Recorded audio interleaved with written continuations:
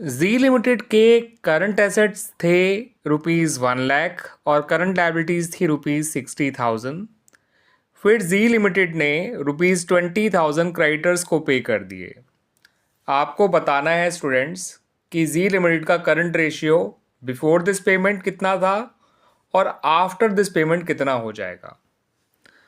तो पहले students before payment की बात कर लेते हैं। तो बिफोर पेमेंट जो है करंट रेशियो निकालने के लिए आपको करंट एसेट्स बिफोर पेमेंट लेनी है, करंट लायबिलिटीज़ भी बिफोर पेमेंट लेनी है। सॉल्व करेंगे तो निकल कर आएगा 1.67:1। अब बात करते हैं आफ्टर पेमेंट की। आफ्टर पेमेंट जो है करंट एसेट रह जाएंगी 80,000 क्योंकि कैश कम हो गया, कैश एक करंट एसेट है, और करंट लायबिलिटी रह जाएंगी 40,000। क्रेडिटर एक करंट लायबिलिटी है, वो भी कम हो गया। रेशियो आया 2:1। अब एक चीज़ नोटिस करिए, आपने तो पेमेंट किया है, आपकी करंट एसेट और करंट लायबिलिटीज दोनों कम हो गई, मगर जो रेशियो है वो बढ़ गया है ना स्टूडेंट्स। अब ऐसा हो क्यों रहा है ये समझ लेते हैं। 20,000 जो है करंट एसेट कम हुई हैं एज कंपेयर टू अर्लियर, 20,000 ही कम हुई हैं करंट लायबिलिटीज़।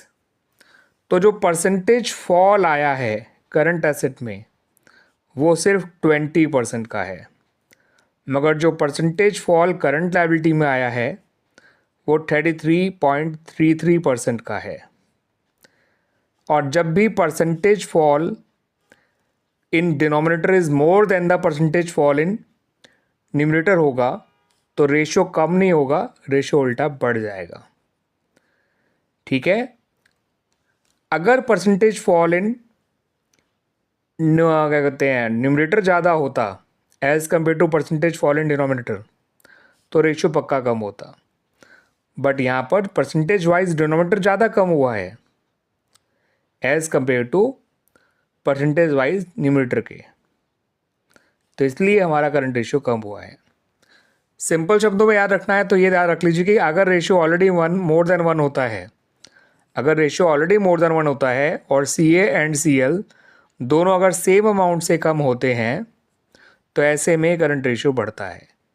ये सिंपल समझने के लिए है, ये थोड़ा कॉम्प्लिकेटेड जरूर है, but the real reason is this, the percentage fall in current liability is more than the percentage fall in current assets, that's why the current ratio is increasing. ठीक है, रिलेटिव सेंस में current asset बढ़ी है current liability.